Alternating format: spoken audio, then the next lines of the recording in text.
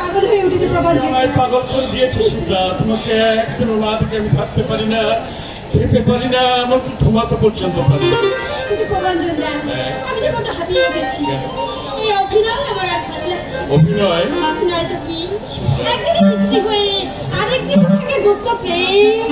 না অমন করে তুমি বলো না ডার্লিং, তাহলে বিশ্বাস করো আমি শোনো, সাগর এখন বাড়িতে এই অবস্থা, তোমাকে নিয়ে আমি যৌবনদয় বলতে বলতে ভেসে যাই কোনো এক স্বপ্নের দেশে। না কেন শিবরা, এই শিবরা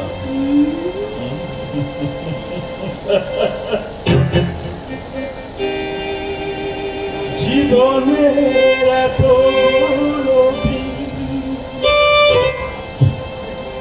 কেটে গেল একা, তুমি কেন আগে আসো, আগে কেন দেখা, জীবনের এত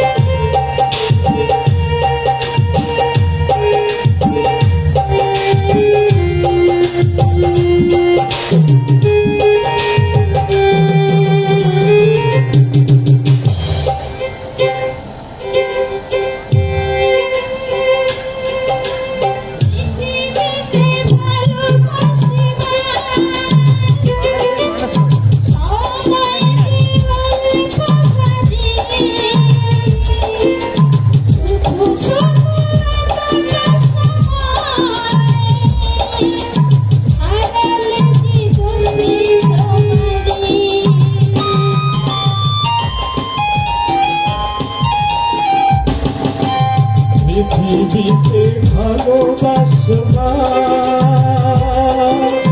সময় যে অল্প ভাবি, শুধু শুধু এতটা সময় হারালে যে দোষে তোমারি।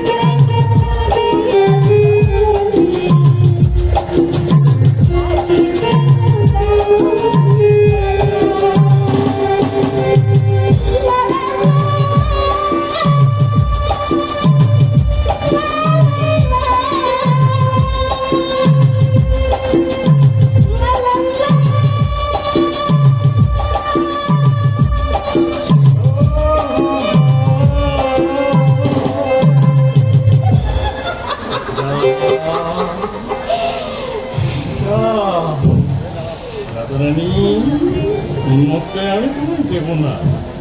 আমার এই মনের মনি কোথায় আমি তোমাকে অমর করে রাখবো। তাই তো শ্যাম, বাঁচিয়ে রাখবো তোমার বুকে।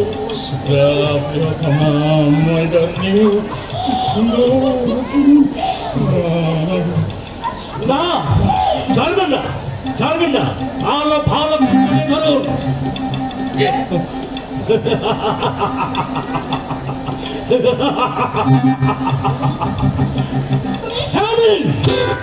শ্রীকৃষ্ণ রাধিকার পথের কাঁটা হতভাগ্য আয়ন ঘোষ।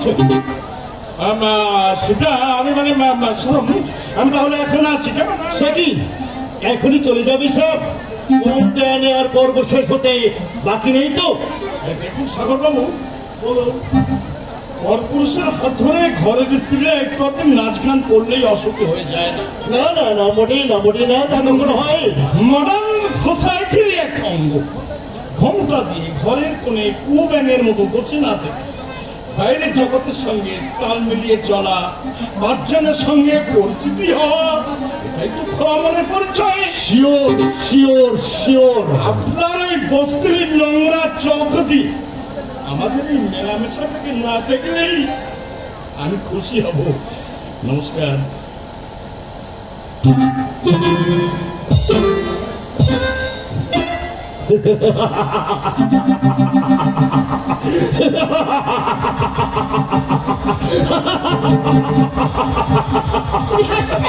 কেন হাসছে বুঝতে পারছো না?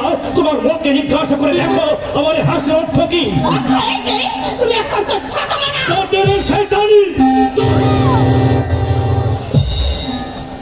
ছোট বলা, আমি ছোট বলা, আর তুমি খুব সতী যাই না। তোমাকে ফুল দুর্বদের পুজো করবে ভেবেছি।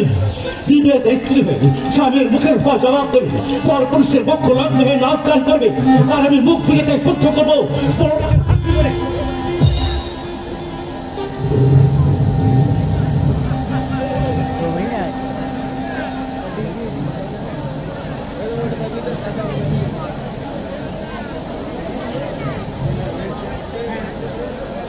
তুমি কি ফুল দুর্বদের পুজো করবো ভেবেছিলে? বিবেক স্ত্রী হয়ে স্বামীর মুখের উপর জবাব দেবে, পর পুরুষের পক্ষ লগ্ন হয়ে নাচ গান করবে, আর আমি মুখ ফিরে সহ্য করবো। পৌরিকের ভাষি করে তোমার দায়িত্ব দায়ী করবে, আর আমি কাপুরুষের মতো তোমার পায়ের পুরো দেখতে পরিষ্কার করে দেবো, তাই না? ভেবেছো কি? ভেবেছো কি তোমরা বাজার থেকে একটা পাঁদর কিনে এনেছো, গলায় দড়ি বেঁধে চাবুক মেরে মিথ্যা মতো পোষ মানাবে, মিথ্যা মতো নাচাবে, আমার দেহটাকে রক্ত মাংস করা নয়। অবাধ্য বেহায়া স্ত্রীর অসভ্য আচরণ কি আমার মনে আগুন ধরিয়ে যায় না? পরকে নিয়ে কেন তোমার এই মত্ততা? কেন তুমি বিপথে চলেছ? আমি কি তোমার হৃদয় আকাশে চাঁদের আলোয় ভরিয়ে তুলতে পারি না? পারি না তোমাকে নিয়ে সুখের স্বর্গ রচনা করতে?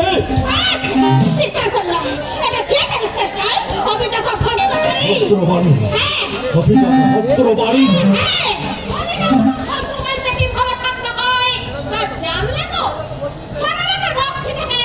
অভিজাত ভদ্র বাড়ির চেয়ে ছোট লোকের বস্তির দাম আমার কাছে অনেক বেশি। মা, এখানে নগ্নতার ছড়াছড়ি, ব্যভিচারের প্রয়োগ, আর সেখানে সম্ভ্রমের আকুলতা, শুদ্ধিকার আলো।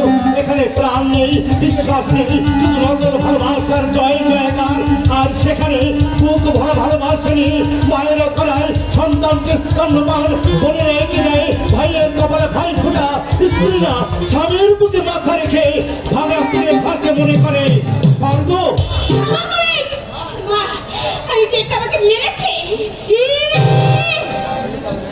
আমার মেয়ের গায়ে তুমি হাত তুলেছ। মেরে ফেলা উচিত ছিল, ও যা করেছে।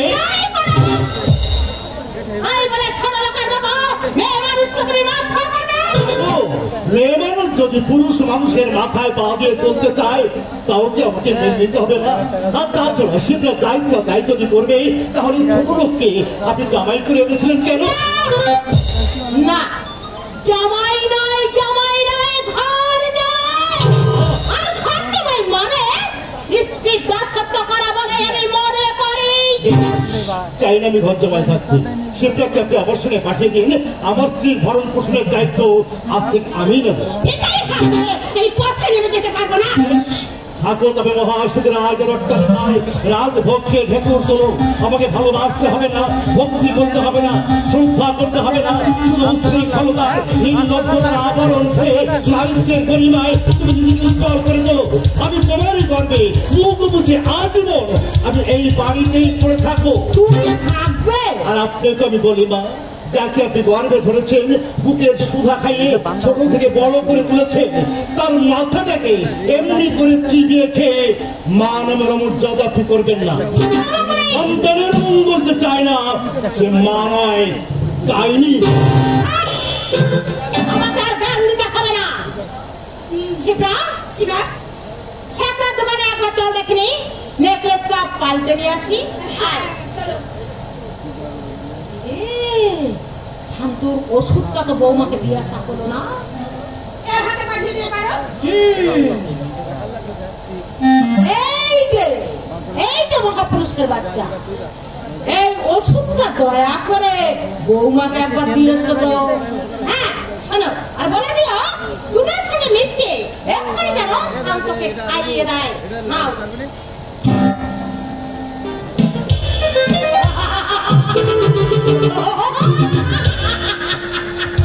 আগুন জ্বালা দিল, এবারে প্রমাণ জন্মে বুঝিয়ে বলে দিয়েছ তোমার, তাকে আর বাকি এক ঢিলে বাকি বন্ধ হবে। সীতাও এই বাড়ি থেকে যাবে, আর সাগরের বিরুদ্ধে বিপদের মামলা শুরু করতে বাগান আপত্তি তুলবে না। তারপর ইঞ্জেকশনের সাহায্যে শান্তকে পাগল করে দিতে পারলে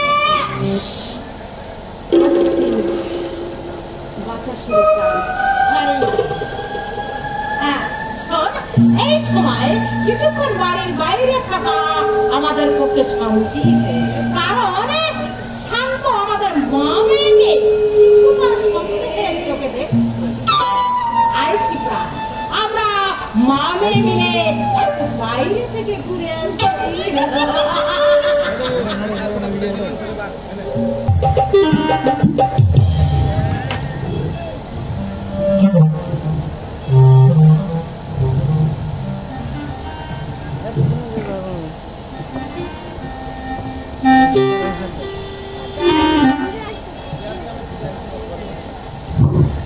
আপনাকে কি দেখালেন বন্ধন বাবু? আপনাকে কি দেখালেন?